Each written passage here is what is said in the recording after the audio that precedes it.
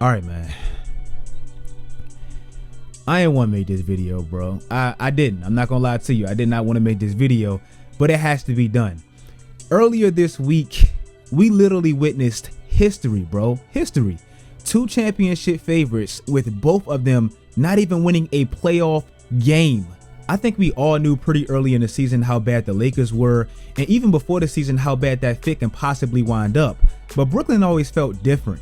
Brooklyn, it always felt like that stock we preserved until it boomed in the playoffs. But unfortunately, that never happened.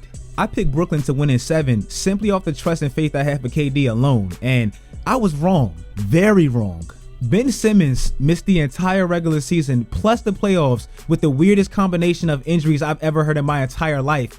Kyrie Irving let us beg for him to play home games just for him to go AWOL in 7 out of the 8 quarters that he played in the playoffs at home.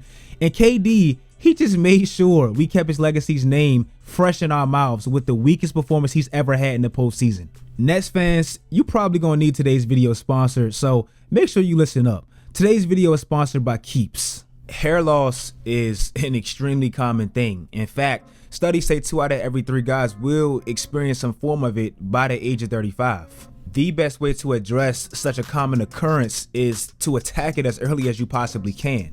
Keeps, they're definitely keeping a modern, updated approach within their system. They offer you a licensed online doctor that will take a deep dive into your personal information and prescribe you the right medications accordingly. Then it gets even easier. Your specific medication is shipped to your front door every 3 months. You don't even have to leave the house. Also, with your doctor, you have 24/7 messaging access to ask them any questions you may have or just keep them updated within your journey.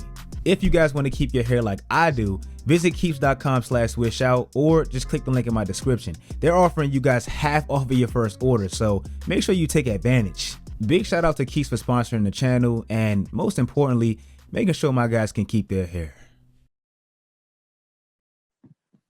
James, last year you told us several times that scary times are ahead. Do you still believe that, or is it a different model this year? Oh yeah, for sure.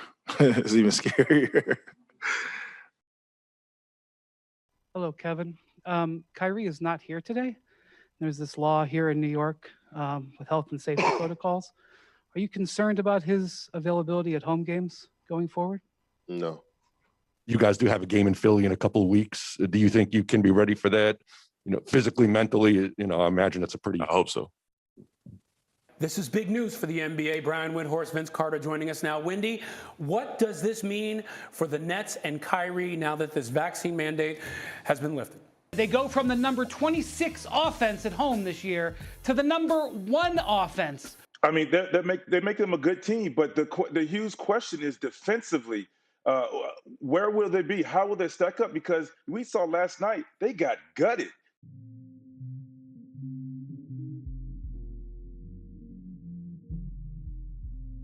I'm going to start with the lowest hanging fruit of all of them, Ben Simmons. Ben sat out for like the first 50 games of the season as like a pouting type of move to force his way out of Philadelphia, and it worked. Even though I feel like it still was an extremely cowardly move, not just for himself, but for the future of the league. I made a whole video about it. I was able to get past that and truly be excited for his future going forward in Brooklyn. It's no secret, going back to last year when they first got James Harden, defense was always going to be this team's Achilles heel, and trust me, we're going to dive a lot deeper into that later. Ben Simmons, being the versatile defender that he is, he was supposed to help come and patch that, but he never showed up.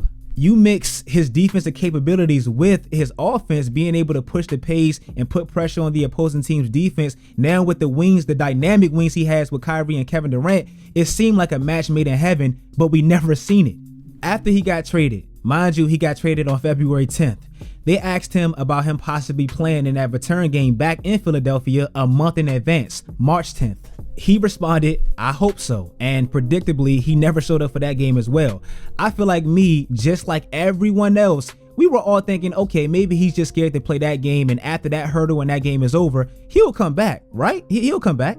No, like we heard from him. We heard him filing grievances against Philadelphia for fining him for games that he purposely sat out while he was perfectly healthy. We seen him on the bench looking like a fashion model with the coldest outfits, but we never seen him back on the court. Before I get into my next point, I want to say this last thing about Ben Simmons, and I don't want to pile on too much because he ain't even played, but he's still frustrating to me at times. He had that tweet in 2020 when he said, I just watched my team get swept and I never want to feel this again, right?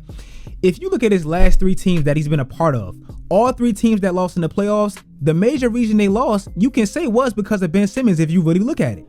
2020 in the bubble against Boston, they got swept because he was injured. I'm not blaming him for the injury, but that injury directly correlated into them getting swept. Last year against Atlanta, as we all know, he couldn't dunk over a player that he had like a foot height advantage over, and he shot like the worst free throw percentage of all time in that playoffs. And this year, I mean, he don't even show up. It's like his track record is showing he's like one of the worst teammates of all time so far. And I don't care what he says, it's there. The proof is there. And this directly leads me into my next point and why his absence was so damn pivotal. James Harden. James Harden, it just looked as if he was tanking the season towards the end of his time with Brooklyn, and it just went down from there. Now, reports came out that KD was frustrated with James Harden at the beginning of the year, coming to camp out of shape and all that, which if you look at how the season ended last year with Kevin Durant going God mode and James Harden pulling his hamstring and pretty much just being a decoy, you can understand why KD would be like, bro, you was already out of shape last year and you got hurt. You're going to do it again this year. You can understand that. So you combine that with Kyrie Irving not even playing at the beginning of the year, plus that strict ass foul change rule that they had early in the season, and you had a seriously patched James Harden early on. I know y'all remember how Harden looked at the beginning of the year. I made videos on it, and if you don't, look at his first 5 games. Then he had moments and flashes where he looked like the old James Harden, and then Kevin Durant got hurt and he just completely quit, and that's just obvious. Look at his last 10 games prior to KD getting hurt, and look at his last 7 games after he got hurt, which was his last 7 games with the Nets. He quit, bro. He quit. He was turning the ball over, not going after it after he turned the ball over. It was crystal clear he threw in a towel in Brooklyn. Like, that's obvious. Then bring on the trade where they essentially traded James Harden for Seth Curry and Andre Drummond this year. Like, at least this year, they traded James Harden for Seth Curry and Andre Drummond. As good as Seth was for them at times, and he was great at times, and as good as Andre Drummond was picking up the load, you still can't lose a player like James Harden, who even when he was playing bad, still generated most of your offense. You can't lose him for 2 role players. Like, that's a fat asshole in your team, and they never patched that. Never forget what they gave up to get James Harden in the first place, essentially trading your defensive anchor for a crazier fire-powered offense with James Harden. Well, if you lose Harden a year later and you don't replace him with anything, you're just a worse team. You lost your defensive anchor and you don't have that significant piece that made your offense damn near lethal. Also, let's get into the injury of KD, the thing that really damaged their season. KD got hurt January 13th. After he went down, they lost 17 out of their next 22 games. This included an 11-game losing streak in which they lost by an average of 12 points a night. And if you look at prior to him getting injured, they were 26-14, second in the Eastern Conference. After he came back, they were 1 game below 500. Bro, do you know that prior to KD getting injured, even without Kyrie, they held that number 1 seed for damn near 2 months of the season. From November 18th all the way up until January 1st, they were the first seed in the Eastern Conference. He leaves for 2 months and they're a playing team. Like, that completely derailed their season. Now let's get into Kyrie Irving. Once they got Kyrie back for those road games, especially after they lost Harden, they took on the approach of simply trying to outscore everyone. Defense was like no longer a thing, and them defending for 48 minutes with Kyrie was comical. And they took on the approach of their fire-powered, crazy, dynamic duo and their most skilled, all that stuff being too overwhelming for any team to match. And on most nights, it worked. If you don't believe me, the numbers, they back them up definitively. They had the highest offensive rating with Kyrie. They also had the lowest defensive rating with Kyrie. They scored the most points per game with Kyrie. They gave up the most points per game with Kyrie. Like, they literally tried to outscore you. In defense, like I said, it was no longer a thing. Having him out there was literally the definition of a gift and a curse. And ultimately, it caught up to him. Fast forward until the playoffs, where they just met their perfect match. They met the perfect team suited for all of their deficiencies, and it was glaring. I told you, they dead ass tried to outscore everyone, having KD and Kyrie, and normally it worked.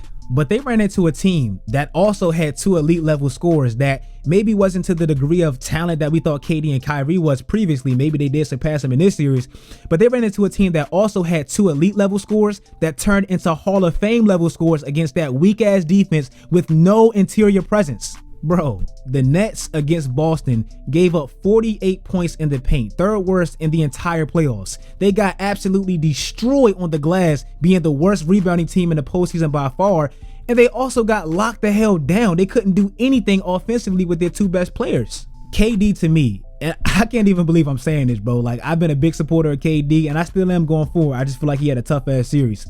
But KD to me easily had the worst series of his career. Like, to me, it's not even close. Yes, I seen him lose against Memphis without Russell Westbrook. Yes, I seen him collapse against Golden State. Yes, but this one felt different because of the expectations. Nobody saw a damn sweep. This man averaged 5 turnovers a night, completely abnormal and the 3rd worst in the playoffs. And what made it even worse is how much Boston capitalized on all his mistakes. From that series, Brooklyn gave up the 2nd most points off of turnovers in the entire postseason. Who was that mainly off of? Kevin Durant. They gave up the most fast break points of the entire playoffs. Who did most of those fast break points come off the hands of? Kevin Durant. Game 1, a game in which I felt like in real time, Brooklyn had to win that game 1. They just had to steal that game 1, bro. Boston is too damn good. KD played terrible offensively and defensively. When Jason Tatum had that game-winning layup, they caught KD sleeping. I truly believe, and obviously not taking away anything from Boston, how could you? They were the ones that made him look like that. But I truly believe if KD looked like the KD that we know and love in games 1, 2, and 3, they would have been up at least 2-1 in that series. Boston, they just made him look. We always say Kevin Durant, he's so special because he's a 7-foot big that's actually a guard. They made his ass look like a big trying to play guard. Like, that's what they made him look like. He couldn't dribble. He was uncomfortable. He was hearing and seeing Marcus Smart everywhere. Jason Tatum did a great job, and he just looked derailed the entire series. Obviously, we can just see the clear difference of his numbers in that series. Like, he's known for his efficiency, and he was the polar opposite of efficient in that series. But look at his 4th quarter numbers. Like, look at what he was doing last year against Milwaukee in the 4th quarter, going crazy every game. And look at him this year, like he was non-existent. Lastly, I want to touch on Steve Nash really quickly. Pause. Everybody, they're extremely hard on Steve Nash right now. And me personally, I really wasn't. I look at Steve Nash this series almost the same way I looked at Frank Vogel for the entirety of the year. Like, did he have the best coaching series? Absolutely not. Did I expect him to? Absolutely not. But you have to add some context to it. This man was literally digging in the trash can, trying to find some type of sustainable lineup. I personally hated, like, I was disgusted by that trio lineup that was like 6 feet and under, with Kyrie, Seth, and Goran Dragic one time. Then there's Kyrie, Goran Dragic, and Patty Mills. It was a bunch of combinations of these small ass lineups that Tatum and Brown just abused on the switches. I hated it. But at the same time, with both of your best players struggling mightily, you had to generate some type of offense somewhere, and your smallest players, unfortunately, they're your most skilled offensive players. Goran Dragic, Patty Mills, Seth Curry, you need some type of offense, and if those dudes are struggling, you have to generate it somewhere. So I understand it. I just didn't like them all playing together because you had no defense for Boston at all. Also, the big that seemed like he can pose some type of an interior threat, this dude shot 18% from the free throw line, so he damn near became unplayable down the stretch of games. His replacement is the original bad free throw shooter, Andre Drummond. You got 2 bigs that shoot free throws with their eyes closed. Your smallest players are your most skilled, and your 2 best players are playing terrible. I can't blame that all on Steve Nash, bro. They just didn't perform. If you guys like this video, I can't believe I'm saying this, but Joe Harris actually getting hurt, that hurt their season, bro, because if anything, he can stretch the floor and he's some size. Like, I know he's not a great defender, but he can at least be a body in front of Tatum and Brown. Irving, Goran Dragic, Seth Curry, and Patty Mills, who's probably like 5'11", those are kids, bro, and they got exposed. Like I said, man, if you like this video, make sure you follow my social media sites, turn on post notifications, do all that great stuff, guys, and until next time, as always, stay tuned.